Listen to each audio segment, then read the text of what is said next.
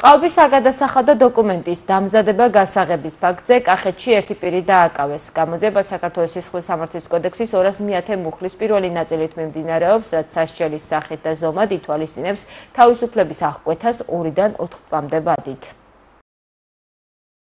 საქართველოს ფინანსთა სამინისტროს საგამოძიებო სამსახურის თანამშრომლებმა კახეთის საოლქო პროკურატურასთან კოორდინაციით გატარებული ოპერატიულ-სამძებრო ღონისძიებებისა და საგამოძიებო მოქმედებების შედეგად ყალბის საგადასახადო დოკუმენტის დამზადებისა და გასაღების ფაქტზე ერთი პირი დააკავეს.